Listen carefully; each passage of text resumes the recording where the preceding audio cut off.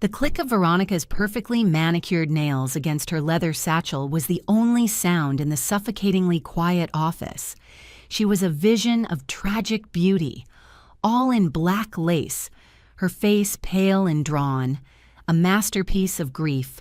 Mr. Price, our family lawyer for 3 decades, cleared his throat. He looked at me, then at Veronica, his gaze lingering on her for just a moment too long. He adjusted his spectacles and read from the document in a flat monotone.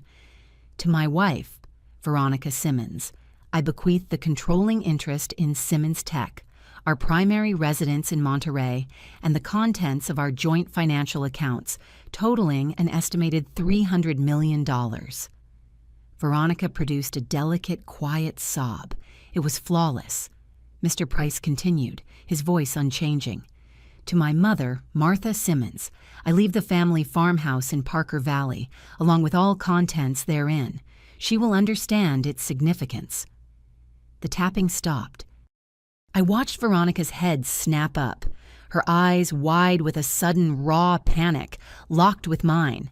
The perfect mask of the grieving widow didn't just slip, it shattered. She looked like she'd been struck. She despised that farmhouse. She called it that shack. Daniel's pile of sticks, a monument to poor taste. And now I owned it. Her shock was so naked, so visceral, that a cold dread began to settle in my stomach. What was in that house that she feared so much? If you're watching this video, tell me where you're from or what time it is for you. I hadn't believed her grief for a second, not for one single second in the last 2 weeks. Daniel's death had been too neat. A single-car crash on a deserted stretch of Highway 9. Late at night, no witnesses. The police report, which Veronica had been almost too eager to show me, cited driver fatigue. At the funeral, she was the star. She'd glided through the mourners, accepting condolences with a fragile grace that had everyone whispering about her strength. She wore a black dress that probably cost more than my car, dabbing at her dry eyes with a lace handkerchief. But it was her insistence on a private burial that had turned my suspicion into a certainty. I just can't bear it, Martha, she'd whispered, clutching my arm. A large service. All those people. It's too much. Daniel had friends, dozens of them. Friends who had known him since childhood, who loved him, who deserved to say goodbye. But Veronica had barred them all, claiming she was too fragile. It was a lie. It was a performance. And it was the first time I realized she wasn't just grieving, she was managing a situation. After Veronica had swept out of the office, Mr. Price put a hand on my arm. His grip was surprisingly firm. "Martha," he said, his voice low and urgent. The will was specific. Daniel was very, very specific. "I know, Mr. Price. The farmhouse. I heard." "No." He leaned in closer, his eyes intense behind his glasses. "He insisted you go there, alone. He made me promise to tell you that, not with friends, not with family. Alone. He said you'd know what to do." His gravity unsettled me. Mr. Price was a man of contracts and clauses, not cryptic warnings. The 3-hour drive to Parker Valley was a blur of pine trees and fog. I thought about the last year with Daniel, the canceled Sunday dinners, the short, distracted phone calls, the way he always seemed to be looking over his shoulder. I had blamed his high-stress job, and I had blamed Veronica's consuming social ambition. Now, I wondered if I'd been a fool. The farmhouse sat at the end of a long gravel road, half hidden by overgrown trees. It was weathered and worn, the wraparound porch sagging slightly. I hadn't been here in at least 15 years. I stepped onto the porch, the boards groaning under my weight.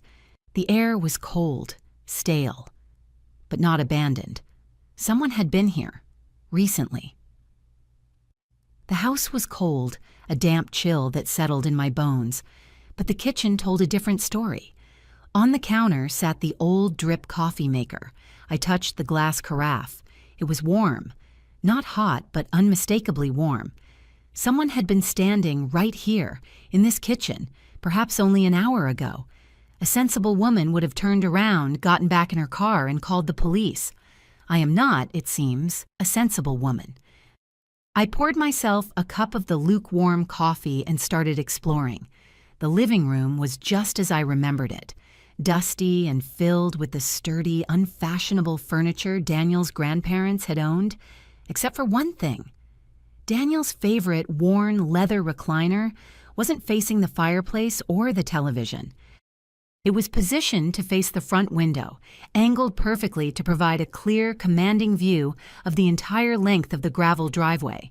On the small table beside it sat a pair of high-powered binoculars. Next to them, a simple black-bound ledger. I opened it. The pages were filled with Daniel's neat, precise handwriting. It wasn't a journal, it was a log. License plate numbers, dates, times. Meticulous observations of every single vehicle that had come up this road for the last 6 months. My son, the tech CEO, had been playing detective. I went upstairs, the old steps creaking, my heart pounding a heavy rhythm against my ribs. I knew where he hid things. As a boy, it was always under his bed. The old floorboards in his childhood room were uneven. One of them, near the headboard, felt loose under my foot. I knelt, my knees cracking in protest, and worked my fingers into the gap. The board lifted easily. Beneath it was a shallow space. And inside that space was a slim, metal document box. I lifted it out. It wasn't locked. I opened it. It was full. Not with childhood treasures, but with the secrets of his adult life. Financial ledgers for shell companies I'd never heard of. Bank statements showing massive, untraceable wire transfers, and photographs, dozens of them, all taken from a distance with a telephoto lens. Veronica in parking garages, accepting envelopes from men in dark suits. Veronica at a waterfront restaurant, deep in conversation with a man whose face I recognized from the news. Arthur Moreno, a businessman currently under federal investigation for money laundering and racketeering. Daniel hadn't just been playing detective, he had been investigating his own wife. The sound of tires on the gravel driveway sent a jolt of ice through my veins. I scrambled to my feet, stuffing the most damning photos and one of the ledgers into my purse. I slammed the box shut, shoved it back under the floorboard, and kicked the plank back into place just as a car door slammed outside. I made it to the living room window. A sleek black sedan, Veronica's car, was parked right behind my old Honda. She was walking toward the house, not with the hesitation of a visitor, but with the confident stride of an owner. She had a key in her hand. I had about 10 seconds to hide. Instead, I stepped into the entryway and waited. The lock clicked. The door swung open. Veronica stepped inside, her eyes already scanning the room, and froze when she saw me. She jumped, a hand flying to her chest in a theatrical gasp. "Martha! My goodness, you startled me. I didn't expect you until tomorrow." "Clearly," I said. I gestured toward the kitchen. "Though someone's been here, the coffee is still warm." Her eyes darted to the kitchen, then back to me. The calculations were visible on her face, the quick, cold flicker of her mind shifting from one lie to the next. "Oh, that." She tried a small, sad laugh. I've been coming here, to feel close to Daniel. This was his special place, you know." "Funny," I said, moving past her into the living room. "He never mentioned bringing you here. In fact, I distinctly remember him saying you hated it." I sat down in Daniel's recliner, the watchman's post. I picked up the binoculars from the side table and held them, feeling their weight in my hands. Veronica flinched. "What exactly were you two looking for out here?" I asked. "Looking for?" Her laugh was too high, too brittle.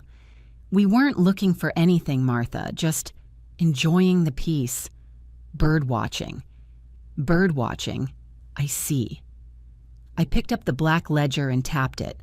"Is that what this is? A bird-watching journal?" I flipped it open. "According to this, you're a very dedicated bird. 12 visits in the last 6 months, always on a Thursday, always staying for exactly 2 hours, and always in a car that wasn't your own. The tears vanished. The fragile widow evaporated. The woman standing in front of me was someone I had never met. Her face was hard, her eyes like chips of ice. "You don't understand what you're dealing with," she said, her voice dropping to a low, dangerous growl. Daniel was paranoid. He was obsessed, seeing conspiracies everywhere. Conspiracies like this one? I pulled the ledger from my purse, the one I'd grabbed from the box. This shows a $2 million transfer from a company in the Cayman Islands that doesn't legally exist. Is that a conspiracy? Or is it just business, Veronica? She went perfectly still. When she spoke again, all pretense was gone. "You need to stop digging, Martha, for your own safety." "Is that a threat?" "It's practical advice," she hissed. Daniel was getting ready to do something very, very stupid. Something that would have destroyed everything he built. She walked to the door, then paused, her hand on the knob. His death. It was unfortunate timing. The way she said it made my blood run cold. "Are you telling me my son's death wasn't an accident?" Veronica turned, and for the first time since I'd known her, she smiled. A genuine, cold, terrifying smile. "I'm telling you," she said, "that accidents happen to people who don't know when to stop asking questions." She pulled the door shut and I heard her heels clicking rapidly on the porch. I let out a breath I didn't know I was holding, my hands shaking. I had to get out of here. I had to get this evidence to the police.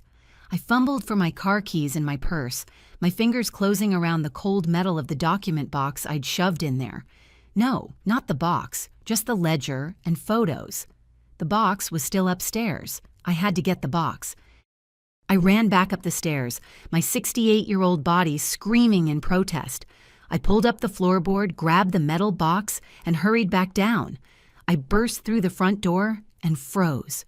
Veronica's car was still there, and standing between me and my Honda was a man. He was tall, dressed in an impeccably tailored dark suit, and had the polite, detached look of a funeral director. He hadn't been with Veronica in the car.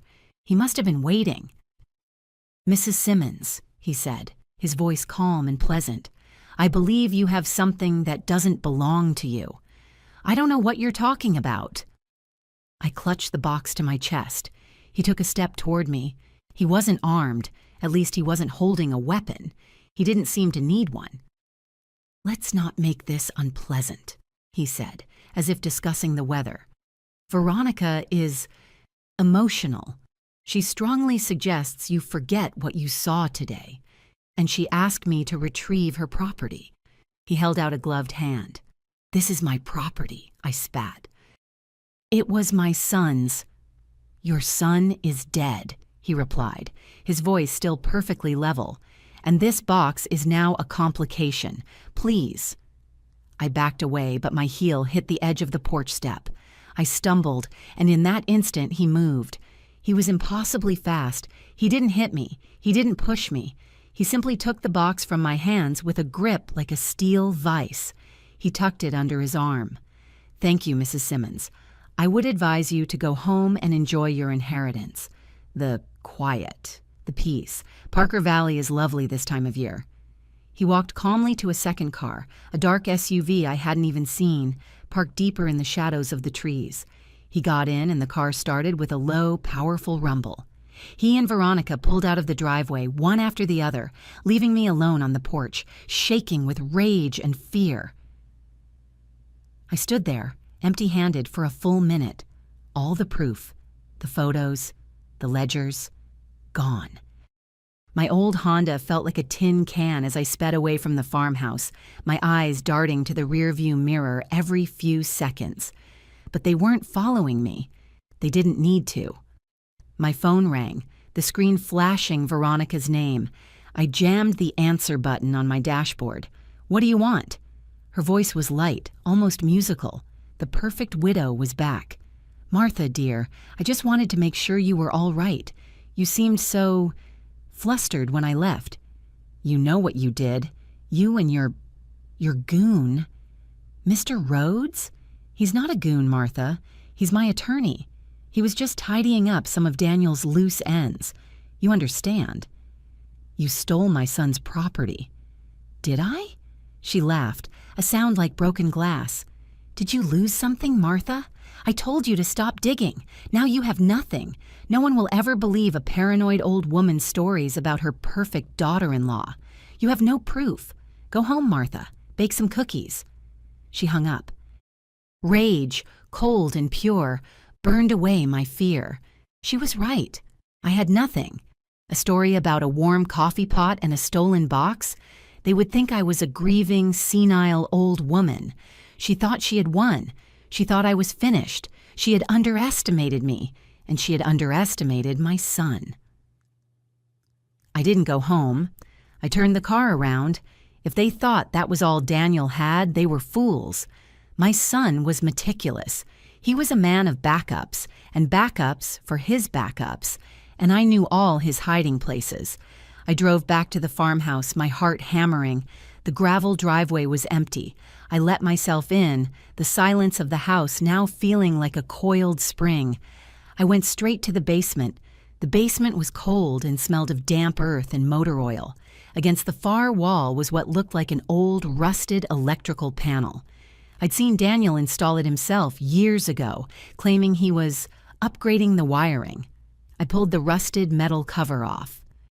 Behind it, there was no wiring. There was a high-tech digital safe, complete with a biometric thumbprint scanner. Daniel's thumbprint. Useless.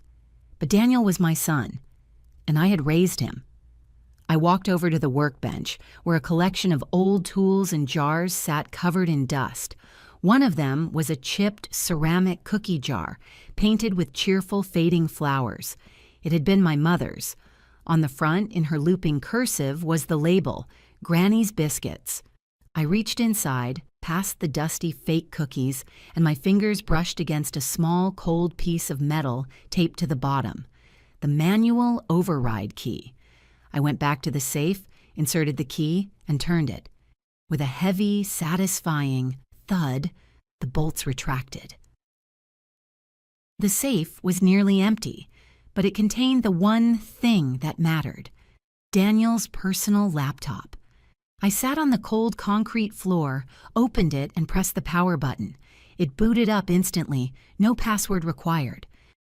The desktop was clean except for a single video file. The file was titled, "For Mom." I clicked it. Daniel's face filled the screen. He looked exhausted, his eyes haunted, dark circles underneath them. He wasn't in his office or his Monterey mansion. He was right here, in this basement. "Mom," he said, his voice rough, "if you're watching this, it means I didn't make it. It means she got to me before I could get to them." He ran a hand through his hair, a nervous gesture he'd had since he was a boy. I was supposed to meet with the FBI tomorrow, to give them everything, but Veronica found out. I don't know how, but she knows. He looked away from the camera, his jaw tightening. She threatened you, Mom. She said if I talked, if I turned over the evidence, her associates would make you pay for it, slowly. She said I'd have to watch. A tear traced a path down his cheek. He angrily wiped it away. I couldn't let that happen, but I couldn't let her win. So I made a different plan. I staged my own death. It was the only way. The only way to protect you and to make sure the automated dead man switch delivered all this evidence to the feds. It was supposed to trigger 24 hours after my death was officially recorded. He leaned in, his eyes pleading with me through the screen. But if you're seeing this, it means something went wrong. The system failed. The evidence didn't send. Veronica is still out there, and she'll be coming for this laptop, Mom. She knows it's the only other copy. You have to finish this. The video ended. He hadn't been paranoid. He'd been cornered. He'd faked his own death to save my life, and it had all gone wrong. I was sitting on the floor, the laptop heavy in my lap, trying to process it all, when the beam of headlights swept across the small basement window. My blood turned to ice. They were back. I heard the crunch of gravel, the slam of car doors. Not one. Several. I crept to the narrow, slit-like window and peered out. 3 black SUVs were parked in the driveway, their headlights cutting through the darkness. Veronica was back, and this time, she'd brought an army. I could see Mr. Rhodes directing men, and they weren't lawyers. They were dressed in black, moving with a practiced, tactical efficiency. They were fanning out, surrounding the house. Veronica wanted the laptop, and she was going to tear the house apart to find it. I grabbed the laptop. In the safe, there was a waterproof bag. Inside was a satellite phone and a spare battery. I stuffed the laptop and the phone into the bag and slung it over my shoulder. There was only one way out. The small basement window was high on the wall, barely wide enough for a child. I dragged an old wooden crate under it, my hands shaking so badly I could barely get a grip. I climbed up, unlatched the rusty hinges, and pushed. The window swung open with a groan. I shoved the bag through first, then sucked in my breath and shimmied my 68-year-old body through the narrow opening, scraping my back on the rough concrete. I fell hard into the bushes on the other side, the branches tearing at my coat.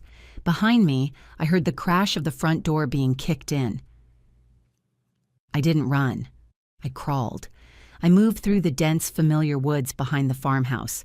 The woods Daniel and I had hiked 100 times. I knew every path, every hollow. They didn't. I found a spot deep in the trees, behind a rocky outcrop, where I could see the house, but they couldn't see me. Flashlight beams cut through the darkness. Veronica was on the porch, screaming into her phone. "It's not here. The safe is empty. Find her. Find the old woman. She has the laptop." I watched them find the open basement window. "She's in the woods," Rhodes shouted, and the flashlight beams began to sweep toward my hiding place. I pulled the satellite phone from the bag. My fingers were numb, fumbling with the buttons. The contact list had 3 entries. FBI Morton Insurance Mom Emergency. I clicked the first one. It rang twice. Morton. The voice was tired, bored. "My name is Martha Simmons. My son, Daniel Simmons. He was supposed to meet with you 2 weeks ago about a money laundering investigation." A long, heavy sigh. "Mrs. Simmons, I'm very sorry for your loss. Your son's death was a tragedy, but that meeting was canceled. Look, if you have some information, you can come into the office on Monday morning and file a report." "A report?" I whispered, my voice shaking with fury. "I'm hiding in the woods while my son's murderer is hunting me with a tactical team. I have the evidence she's looking for. Monday morning is too late." "Ma'am, I understand you're upset, but we can't act on—" The line went dead. I stared at the phone. He had hung up on me. I was alone. The feds were useless. The men were getting closer, their voices carrying in the cold night air. I looked at the phone. Insurance. What choice did I have? I clicked the name. It rang once. "It's about time, Martha." My blood froze. It was Mr. Price, the lawyer. "Mr. Price? How? What?" "There's no time," he said, his voice no longer the flat monotone of a lawyer, but sharp, urgent, and in command. The call to Morton was a test. Daniel set it up. He suspected a leak in that field office. You just confirmed it. Morton is compromised. But then who? "I have the evidence. They're hunting me." "Listen to me, Martha. I was Daniel's failsafe, not the FBI. Me. You need to call another number. Agent Cho. She's with the Federal Task Force, a different division. She's clean. She's waiting for your call." He gave me the number. "And Martha, when she answers, you give her this exact code phrase: baseball cards in the mason jar. Don't say anything else until she validates. Now go, and be careful. They are not coming to talk." He hung up. My mind reeled. Mr. Price, the quiet, unassuming lawyer, he was Daniel's real partner. I punched in the new number. My hands were shaking so hard I had to do it twice. A crisp female voice answered on the first ring. "Cho," I swallowed, my throat dry. Baseball cards in the mason jar. There was a sharp intake of breath on the other end. "Mrs. Simmons, we've been waiting. I'm tracking your phone's GPS right now. Where is the package?" "I have it. I have the laptop." "Good. Hold on, I'm patching in my partner. He's been cleared by Price." There was a click. "Mrs. Simmons, this is Special Agent Morton." My heart sank. You hung up on me. You're compromised." "No, ma'am." The voice was different, urgent, alive. "The man you spoke to was an imposter, a mole in the field office reception, running interference. We've been tracking him for months. You just gave us the confirmation we needed to arrest him. The real Agent Morton is with me. Now I need you to hold one more time. Our primary asset has been demanding to speak with you." Another click. And then, "Mom, are you safe?" My knees buckled. I slid down the rock, the satellite phone clutched in my hand. "Daniel," I choked out the word. "Daniel, you're supposed to be dead." "I am dead, Mom. Officially." His voice cracked with a relief so profound it mirrored my own. "It has to stay that way for a few more hours, but I'm here. I'm safe. I'm in federal protection." "Safe?" I practically screamed. "Safe. I'm hiding in a forest while your homicidal wife is hunting me with a small army. How is this part of the plan?" "It wasn't," he said, his voice frantic. "The automated drop failed. Veronica must have had an inside man at the FBI who disabled the server. You were never supposed to be involved. You were supposed to find the video after. They were all arrested. Mom, I'm so sorry. We're coming to get you." "Agent Morton is on the line, Mom. He's directing the tactical team to you right now. But you have to move. Veronica's men are closing in." I could hear them. They were organized, sweeping the woods in a grid pattern. "Where do I go?" "Toward the old logging road." Daniel's voice was in my ear, a lifeline. "You know the one, by the creek. Agent Morton, are your people in position?" "Affirmative." Morton's voice cut in. "Mrs. Simmons, we are 5 minutes out. We're coming in dark. Do not, I repeat, do not show a light. Keep moving toward the highway. We will find you." I got to my feet, my legs shaking, and started to move. I was 68 years old, but in that moment I moved with a speed I didn't know I possessed. I slid down embankments, pushed through thorn bushes, my lungs burning. "They see me," I whispered into the phone. A flashlight beam had pinned me against a tree. A man shouted, "Run, Mom!" Daniel yelled. I ran. I crashed through the underbrush, the bag with the laptop slamming against my back. I could hear them behind me, crashing through the woods, gaining on me. I burst onto the logging road and stumbled, falling hard onto the gravel. A bright light blinded me. "FBI, get your hands in the air! Hands in the air, now!" A dark figure was standing over me, a gun leveled at my chest. "Baseball cards in the mason jar," I screamed, shielding my eyes. The light lowered. A tall man with gray hair and a grim face knelt beside me. "Mrs. Simmons, I'm Agent Morton. We've got you." He helped me to my feet as 3 more agents, armed to the teeth, materialized from the darkness and sprinted past me into the woods. Gunfire. Shouting. Morton pushed me behind a large black SUV. "You're safe now." The federal building was a fortress of glass and steel. They didn't take me through the front door, but through an underground parking garage and a series of secure elevators that required key cards and retinal scans. Agent Morton and Agent Cho, a sharp, intelligent woman who looked like she hadn't slept in a week, sat across from me in a windowless conference room.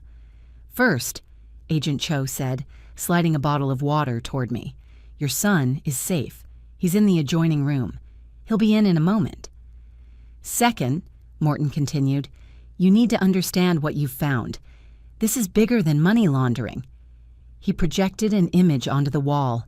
It was Veronica. Her real name is Veronica Moreno. Her father is Arthur Moreno, the man you saw in the photos. I thought he was just a businessman under investigation. He's the head of a global criminal syndicate, Cho said, her voice flat. Veronica isn't just a partner. She's what we call a honey trap specialist. She targets high-value tech CEOs, marries them, infiltrates their companies, and bleeds them dry. Morton clicked to the next slide, 3 pictures of 3 different men. Daniel was her 4th target, he said. The first died in a skiing accident, the second in a boating accident, the third in a house fire, all after their companies had been mysteriously bankrupted. And Veronica, Cho added, hasn't just been stealing money. Your son's files confirm our worst fears. She's been funneling millions in cryptocurrency to 3 different terrorist organizations. I felt sick. My God, Daniel. Daniel was smarter than the others, Morton said. He figured it out, and he came to us. The door opened, and Daniel ran in. He wasn't dead. He was alive. He was alive. He grabbed me, hugging me so hard I thought my ribs would crack. Mom, oh my God, Mom, I'm so sorry. I hugged him back, tears streaming down my face, and then I pulled away and slapped his arm, hard. Ow, what was that for?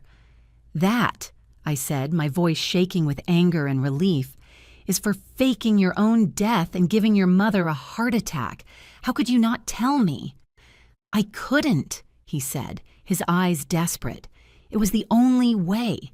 Mr. Price was the only one I could trust. If you knew, Veronica would have seen it on your face. She reads people, Mom. She would have known you were lying and she would have killed you.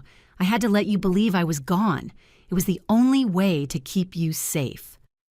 Well, it was a terrible plan. It was a good plan, he shot back. It just failed. The mole, we never counted on a mole disabling the dead man's switch. Agent Cho cleared her throat. Mr. Simmons, the laptop. Is this everything? Daniel nodded, taking the laptop from the bag. I designed Veronica's entire security network. She changed the passwords, of course. But she didn't know about the back doors I built in. This laptop contains her entire shadow ledger, every transaction, every shell company. He paused, looking from Cho to Morton, then to me. But it's not the real prize.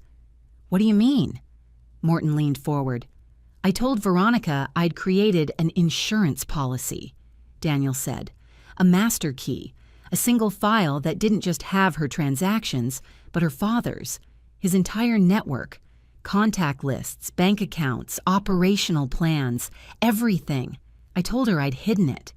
That's what she was really looking for at the farmhouse. Does this master key exist? Cho asked, her voice sharp. Oh, it exists, I said. Daniel and I looked at each other, and for the first time in 2 weeks, we smiled. Mom, he said, remember how I always hid my most important things in the last place anyone would think to look? I thought back to his childhood, baseball cards hidden in a hollowed-out dictionary, his first love letter tucked inside a boring textbook on algebra. It's not at the farmhouse, I said, the realization dawning. It's at my house. Daniel nodded. It's in the one place in the world Veronica would never, ever look. The one place she saw as completely harmless and beneath her notice. The Granny's Biscuits cookie jar, I whispered. The Granny's Biscuits cookie jar, he confirmed. She's been to your house, Mom. She's seen that jar on your counter a dozen times. She thinks it's just a tacky heirloom. She thinks you're just a harmless old woman. Agent Cho was already on her feet, motioning to Morton. Get a tactical team suited up. We're moving on that house now. No, I said, standing up. They both stared at me. Wait, I said, my voice firm. Don't you see? That's the worst thing you could do. Mrs. Simmons, Agent Morton said, treating me like a fragile civilian, this is a tactical operation. We need to secure that drive. And what happens when you do? I challenged him. You send a SWAT team to my quiet suburban street. What do you think Veronica's people will do? She has my house under surveillance. I guarantee it. The second she sees your army, she'll know the farmhouse was a bust, and she'll be on a plane to a country with no extradition treaty before you've even broken down the door." Cho and Morton looked at each other. She knew I was right. "What do you propose?" Cho asked. "I go home," I said simply. "Veronica thinks I'm a terrified old woman who just ran screaming from a farmhouse. She thinks I have nothing. She thinks her lawyer, Mr. Rhodes, has the only evidence. She let me go because she thinks I'm useless." "She won't think that for long," Daniel argued. "She's going to find out her team failed and that you escaped with the laptop." "Exactly," I said, "which is why we have to move now. I'll go home. I'll walk in my front door, looking tired and defeated. I'll go to my kitchen and I'll retrieve the drive. You'll have the house surrounded, of course, covertly. Landscaping trucks, a plumber's van, whatever you need. But from the outside, it looks like a grieving mother has just returned home from a very long, very sad day." "It's too dangerous," Daniel said, his face pale. "It's the only way," I said, looking at Agent Cho. "She's right, isn't she?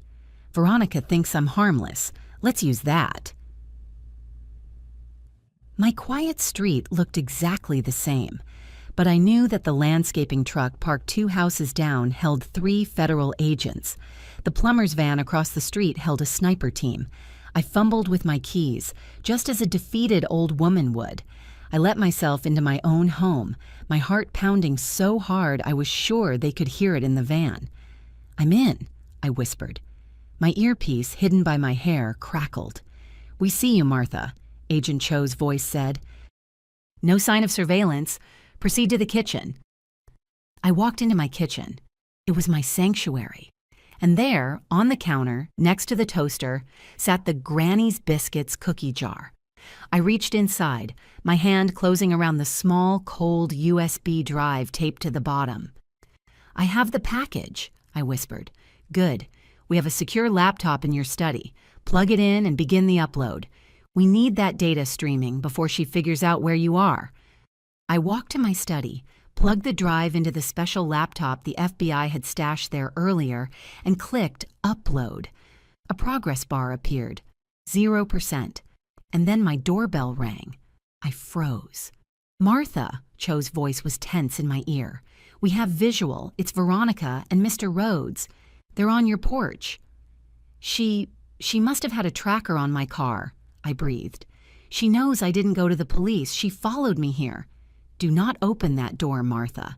We are moving in." "No," I hissed. "Don't. You'll blow the upload."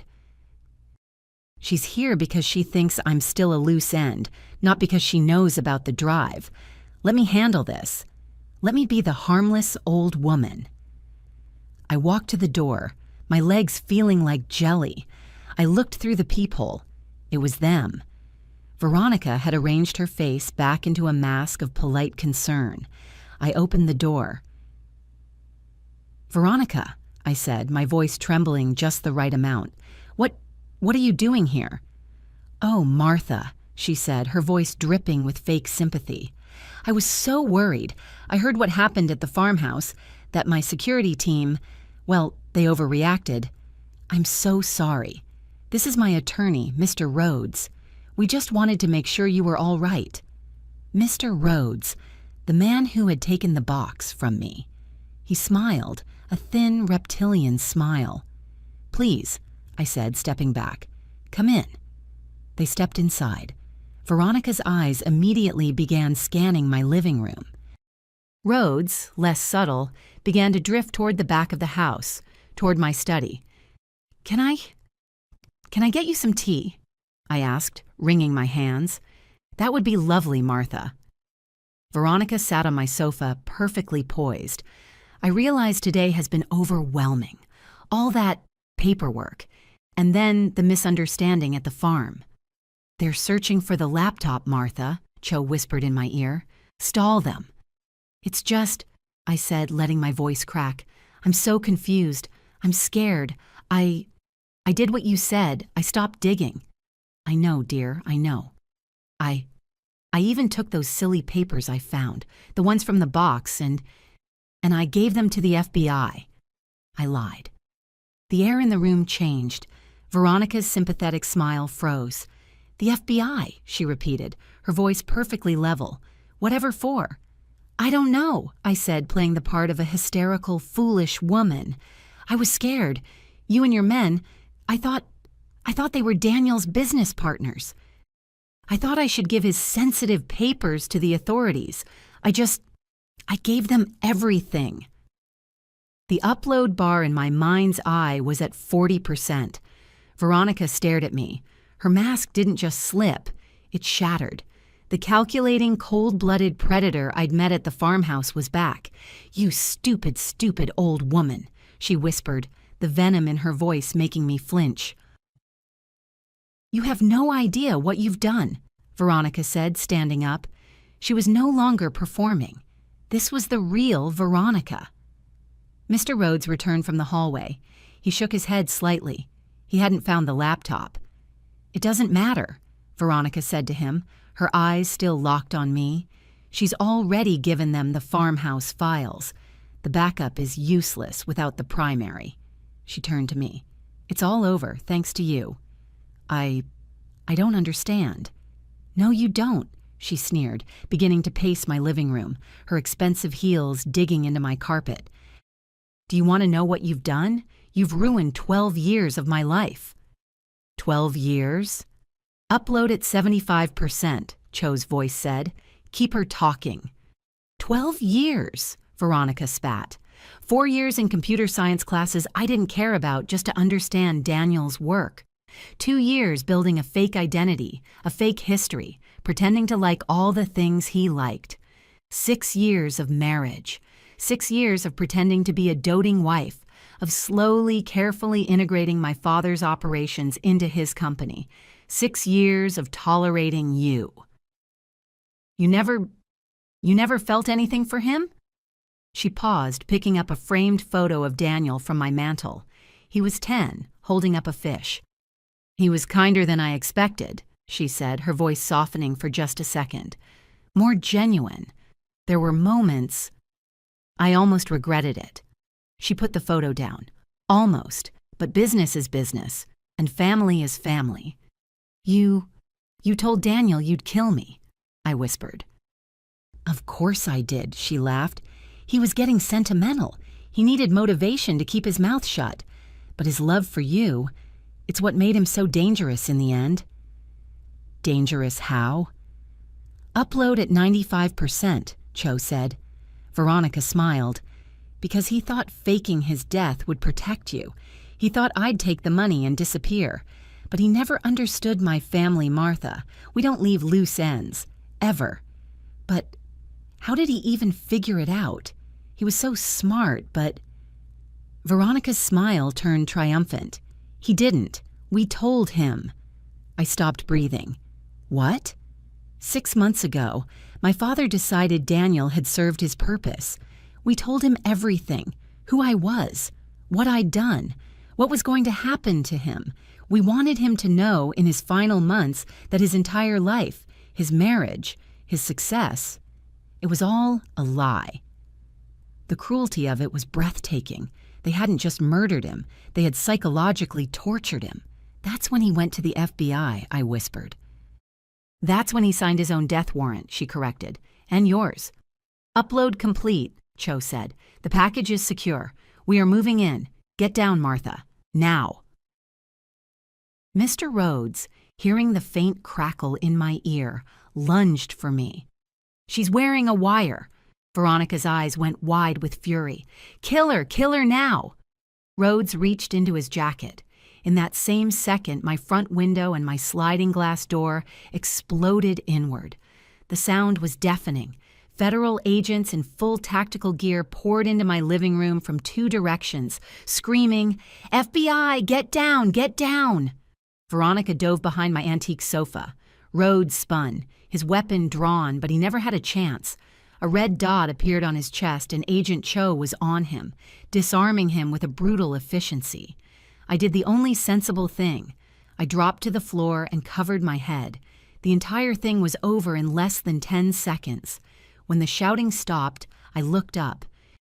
Veronica was being hauled to her feet, her hands zip-tied behind her back. Rhodes was on his stomach, Agent Morton's boot on his neck. "Mrs. Simmons," Agent Cho said, helping me to my feet. "Are you all right?" "I think so," I said, brushing glass off my cardigan, "although I have to say your timing was a little dramatic." The front door burst open, and Daniel ran in, his face a mask of terror that melted into relief when he saw me. He grabbed me in a hug that lifted me off the floor. "Mom, when I heard them say, 'Get down,' I thought—" "You thought your mother couldn't handle a simple conversation." I pulled back, looking at him sternly. "Daniel Simmons, I raised you better than that." Agent Cho approached, a grimly satisfied look on her face. "Mrs. Simmons, your recording of that confession was perfect. The master key is secure. We've already begun executing warrants. Veronica's and Arthur Moreno's organizations are being dismantled, worldwide as we speak. You did it." I looked over at Veronica. She was sitting in my kitchen, cuffed, her perfect hair mussed, her expensive suit covered in dust. The mask was gone. All of them. She just looked empty, defeated, a predator in a cage. I walked over to her. Agent Morton tensed, but I held up a hand. "Victoria," I said. She looked up, her eyes filled with a pure, bottomless hatred. "I have one last question for you." I needed to know. Did you ever, for 1 second, actually love my son? She stared at me for a long, long time. The hatred in her eyes flickered, replaced by something I couldn't name. Regret. Pain. "Yes," she whispered, her voice hoarse. "I did." She looked away, her jaw tightening. "And that," she said so quietly I could barely hear her, "was my biggest mistake." As they led her away, I knew that was the only true thing she had ever said to me.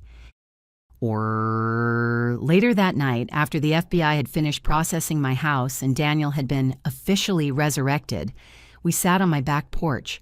The broken window was boarded up, but the night air was calm. We drank coffee from my world's best grandma mugs. "So what happens now?" I asked. "Now," Daniel said, his voice heavy with exhaustion, "you get to be a normal grandmother again. I go into witness protection for a while until the trial is over. No more international conspiracies. No more fake deaths." "Sounds boring," I said. He laughed, a real, genuine laugh. "Mom, most people would consider boring a good thing." I sipped my coffee. "Daniel, why did you really do it? The fake death. It was more than just the automated drop, wasn't it?" He was quiet for a long time, staring out at the dark yard. "She told me, in detail, what her associates would do to you if I testified. She said they'd make me watch. I couldn't risk that, Mom. I couldn't risk you. So I chose to let you think I was dead. It was the only way I knew how to protect you." I reached over and squeezed his hand. "Next time, maybe we could try just talking about it first." "Next time," he promised, "I'll involve you in the planning." There had better not be a next time, Daniel Simmons. He grinned, his old spark returning. "Well, I can't make any promises. After all, I get my sense of adventure from my mother." I looked out at my quiet suburban neighborhood. Veronica had been right about one thing. I was just a harmless old woman who baked cookies and watered her houseplants. But she'd been wrong about everything else. Harmless didn't mean helpless, and ordinary didn't mean defenseless, and there is nothing more dangerous in this world than a predator who underestimates a mother. If this story resonated with you, leave a like and consider subscribing. You can also drop any comment below, even just one word. Maybe tell me where you're watching from, or what time it is right now. Sometimes one word is enough to say you were here.